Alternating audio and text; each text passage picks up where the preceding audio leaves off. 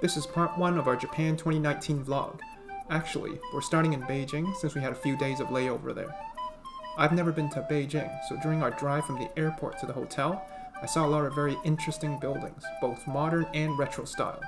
The drive itself was pretty bad though, traffic everywhere on the highways. If you've noticed, we were in full daylight when we started the drive, and it was already all dark by the time we arrived at the hotel. Silver lining is, we actually caught the sundown during the drive, and the weather that day in Beijing was very good, clear conditions with very little smog or fog.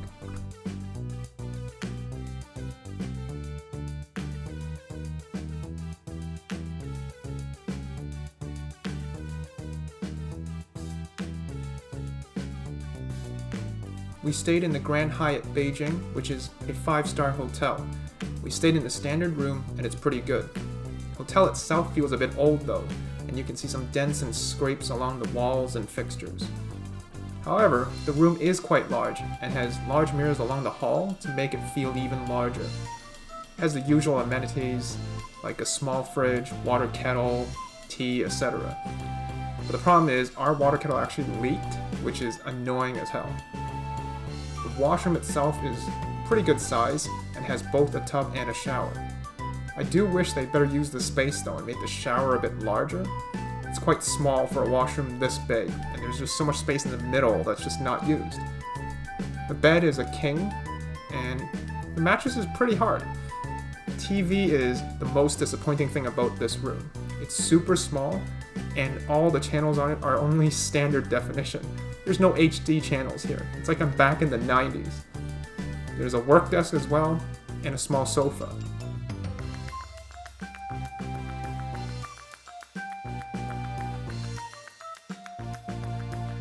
We didn't have anything specific planned for Beijing, and it was another day of good weather, so we decided to walk around the area near the hotel. As we were walking around, we passed by a very nice looking bookstore, and Susie wanted to pop in and take a look. And we ended up spending almost an hour there. The bookstore has 2 floors, and looks really modern inside, and they also had a very good variety of subjects and books available. One thing we did learn is that books in China are much more reasonably priced than in Canada, especially the hardcovers, and they also had a lot of translated books as well. She ended up getting quite a few books on this trip. Once Susie saw the panda tops at the front of the store, she insisted on playing with them. And then we spent way too much time playing with children's toys.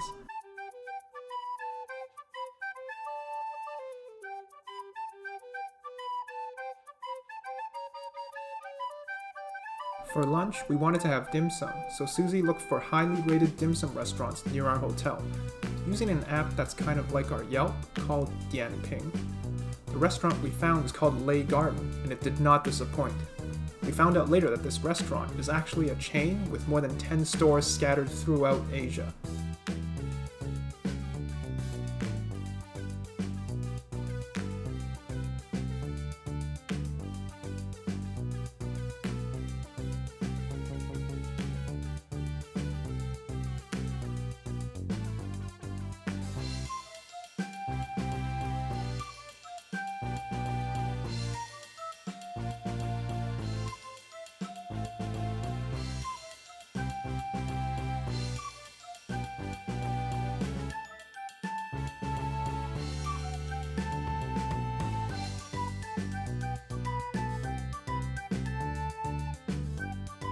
We included a quick video of the menu, and were impressed with the huge selection of dishes.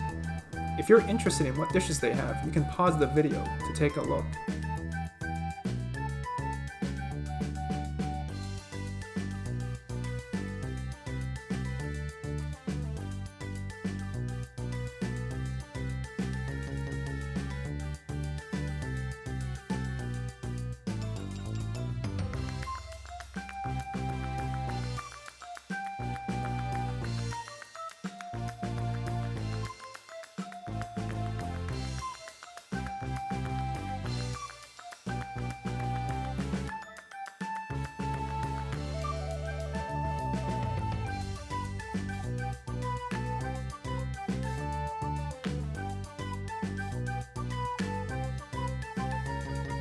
The dim sum was meticulously made, and they were all delicious. There were a few that definitely stood out though. First up is the black truffle bun. Even though Susie and I both can't have the bun itself because we're gluten-free, we tasted the insides and it was fantastic. We could taste the truffle, but it wasn't overpowering, and we could still taste the flavors of the other mushrooms. We couldn't eat the skin on the lobster soup dumpling, but we tried the soup and it has a very strong lobster flavor. The white sponge cake is a traditional dessert, but it's actually very hard to make well. It's perfectly made here, slightly sweet but no sourness, and a very springy texture. The roast pigeon is the best I've had since Hong Kong. It has very crispy skin, but still very juicy and flavorful meat. The roast suckling pig is amazing. It had a perfect combination of crispy skin, meat, and a thin layer of marinated glutinous rice. The mouthfeel when you bite into the layers gives an amazing texture. The crispiness just blends perfectly with the soft meat and slightly sweet and springy glutinous rice. From the app, the reviewers mentioned that the mango and grapefruit dessert is really good, so we ordered one to try. It has a very good balance between the sweetness of the mango and the sourness of the grapefruit. The date cake looks very simple, but the mochi and bouncy texture of the cake is only matched by the strong and aromatic flavor of the dates. After the fantastic lunch, we walked around some more and we ended up in a shopping street which has a lot of new buildings, but built in the traditional Chinese style. One thing we did note walking around is that there are a crap ton of Starbucks in this area. They must really love their Starbucks coffee in Beijing.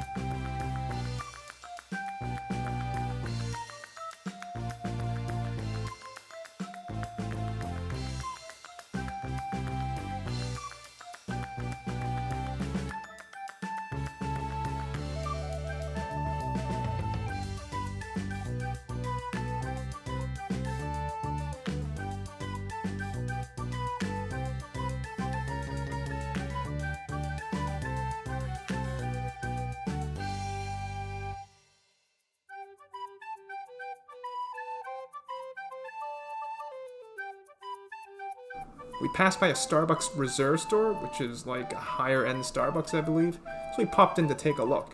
It's very large with 2 stories and very spacious, nicely designed. There's lots of wood accents everywhere. It actually reminded me of kind of the Muji aesthetic.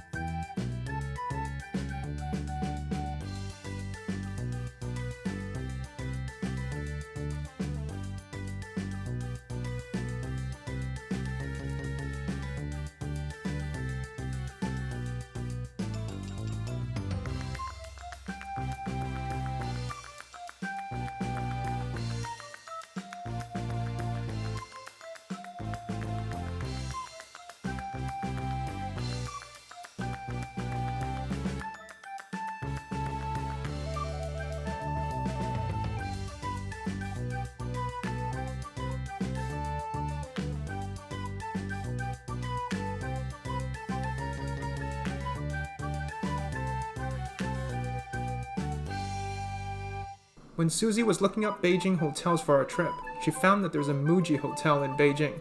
Yes, it is that Muji, the same as the store. We ended up not booking with Muji because it wasn't as convenient as the Grand Hyatt. But since we're passing by while we're walking around, we went in to take a look at Muji Hotel. It looks exactly what you would expect a Muji Hotel to look. Very warm feeling with the abundant use of wood accents, and there's even a full cafe in there. It really feels like you've just walked into a Muji store.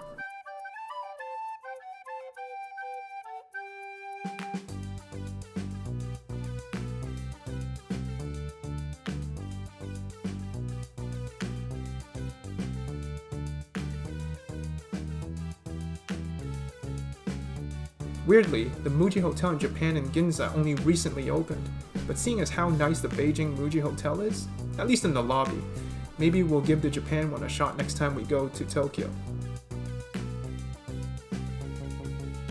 Thanks for watching. Stay tuned for the next part of our Japan vlog.